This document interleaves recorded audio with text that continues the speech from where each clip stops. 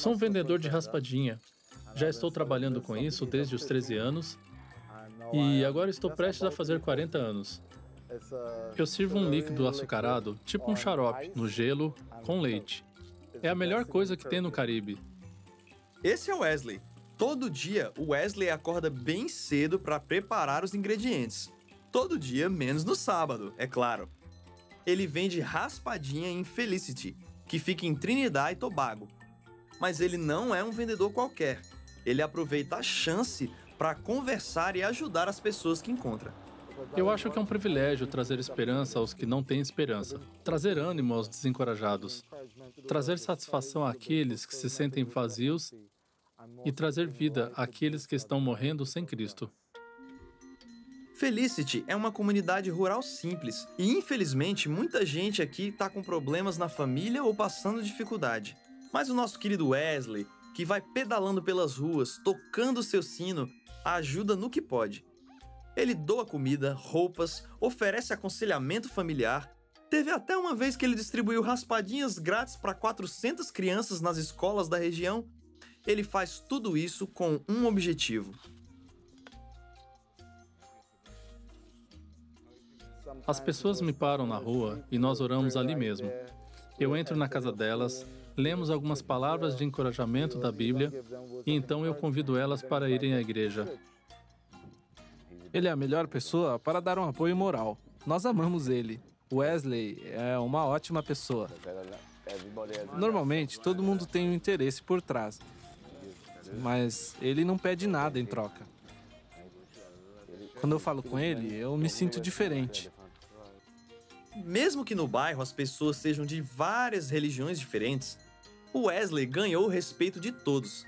Além do seu sorriso simpático, hoje ele oferece o seu apoio para mais de 30 famílias. E graças ao seu ministério com as raspadinhas, a igreja adventista local tem sempre novos visitantes. E aí, Wesley, o que você tem a dizer sobre tudo o que você faz?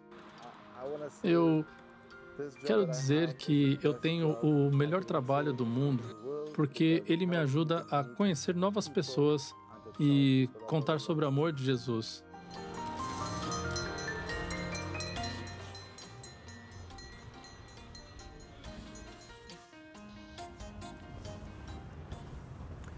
Todos nós apreciamos receber encorajamento de maneira regular, não é mesmo? Muitas vezes não é preciso muito mais do que uma palavra gentil de preocupação, uma simples declaração de apreço para impulsionar o nosso sentimento de realização a níveis que jamais sequer imaginávamos. Você não precisa ser um cientista para descobrir que as pessoas são muito mais felizes no trabalho se sentir valorizadas por aquilo que fazem. E quando falamos de missão, ter pessoas ao nosso lado para nos orientar e nos encorajar faz uma tremenda diferença na nossa atitude. Na Palavra de Deus nós encontramos um caso único de encorajamento, generosidade e dedicação na vida, experiência de Barnabé, o companheiro de missão do apóstolo Paulo. Para os outros apóstolos e principais líderes entre os primeiros cristãos, Barnabé se destacou em encorajar os outros. Ouça só aquilo que nós encontramos no livro de Atos, no 4º capítulo. Com grande poder, os apóstolos continuavam a testemunhar da ressurreição do Senhor Jesus e grandiosa graça estava sobre todos eles. Não havia pessoas necessitadas entre eles, pois os que possuíam terras ou casas as vendiam, traziam o dinheiro da venda e o colocavam aos pés dos apóstolos, que o distribuíam segundo a necessidade de cada um. José, um levita de Chipre, a quem os apóstolos deram o nome de Barnabé, que significa encorajador, vendeu um campo que possuía, trouxe o dinheiro e colocou ali aos pés dos apóstolos. Podemos encontrar detalhes sobre parte da vida e influência de Barnabé espalhados pelo livro de Atos e pelas epístolas de Paulo. Lucas nos diz que Barnabé era um levita cuja família vinha da ilha de Chipre, onde alguns dos judeus da diáspora haviam se estabelecido. Ele era primo de Marcos, o evangelista. Seu nome hebreu era José, mas ele era mais conhecido como Barnabé. Como os apóstolos o chamavam de filho do encorajamento, essa pode ter sido a característica mais importante de Barnabé. Como também a gente viu há pouco no texto de Atos, Barnabé é mencionado pela primeira vez como alguém que vendeu um campo que tinha e generosamente doou ali toda a renda aos apóstolos em Jerusalém. Alguns anos depois, Deus o designou como um apóstolo com Paulo aos gentios. Como resultado, ele passou muitos anos pregando o evangelho em terras distantes de Jerusalém e Chipre, ali a sua cidade natal. Barnabé nunca teve medo de ficar ao lado dos mensageiros de Deus em um momento de tumulto e confusão. Ele foi a primeira pessoa de influência e responsabilidade a estender a atenção fraternal e o seu próprio lar a Saulo de Tarso, enquanto todos o rejeitavam.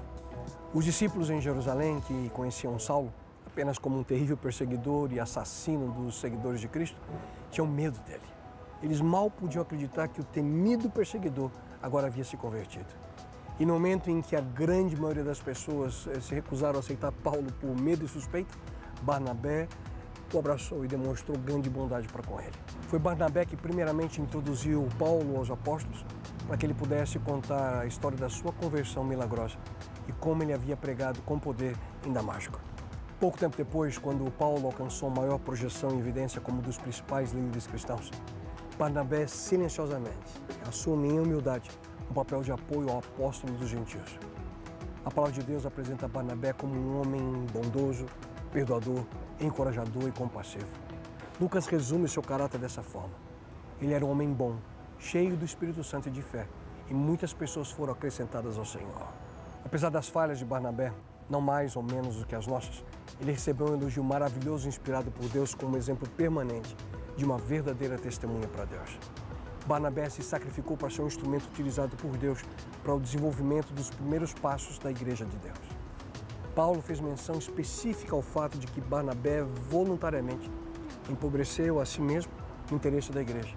Trabalhou com suas próprias mãos para sustentar a Paulo em suas jornadas missionárias. Para Barnabé, um homem que sabia encorajar e animar as pessoas ao seu redor, nada era mais importante do que cumprir a missão que sobre ele foi colocada pelo próprio Deus. E você? Qual é a sua prioridade? Faça como Barnabé e viva de acordo com o sonho do Mestre para a sua vida.